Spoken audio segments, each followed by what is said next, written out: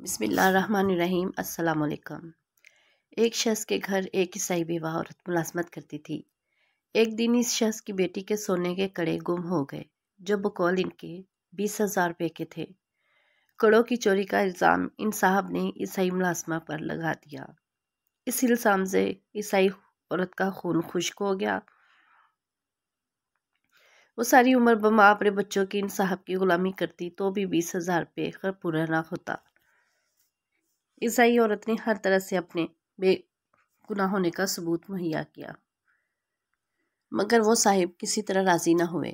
وہ اس بات پر بسط تھے کہ کڑے اسی عورت نے چرائے ہیں۔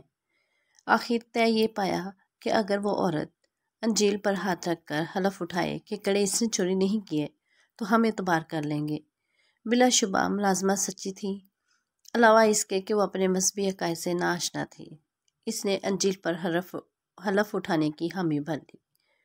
دن مقرر ہو گیا۔ اس گاؤں میں کافی گھر عیسائیوں کے تھے۔ جب انہوں نے بیوہ کے انجیل اٹھانے کے وعدے کے متعلق سنا تو تمام گھروں میں تشویش پھیل گئی۔ جس دن انجیل پر حلف لیا جانا تھا تمام عیسائی اکٹھے ہو گئے۔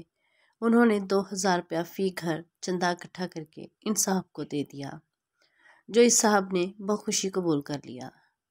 عیسائیوں نے مجمع عام میں بڑے فخر سے کہا کہ ہم جان دے سکتے ہیں لیکن اپنی جان اور مال بچانے کے لیے اپنی مذہبی کتاب کی آڑ نہیں لے سکتے۔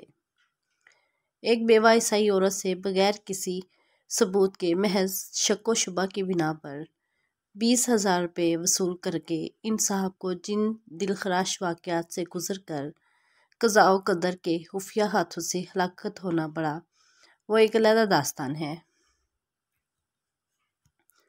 مجھے افسوس اس بات پر ہے کہ کچھ لوگ ذرا سی بات پر قرآن کی قسم اٹھا لیتے ہیں، اور اب یہ بات اتنی عام ہو چکی ہے کہ اسے برا بھی نہیں سمجھا جاتا۔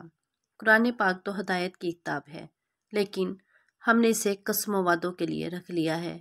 اس سے بھی زیادہ افسوس کی بات یہ ہے کہ اب قرآن کی قسم کھانے والے پر بھی اعتبار نہیں کیا جاتا۔ سچے کلام کی قسم کھانے والے کو بھی لوگ جھوٹا ہی سمجھتے ہیں۔ اللہ سے دعا ہے کہ وہ ہمیں پکی سچی توبہ کرنے کی توفیق عطا فرمائے، آمین۔ اچھی بات کو پھیلانا صدقہ جاریہ ہے۔ پلیز شیئر کریں۔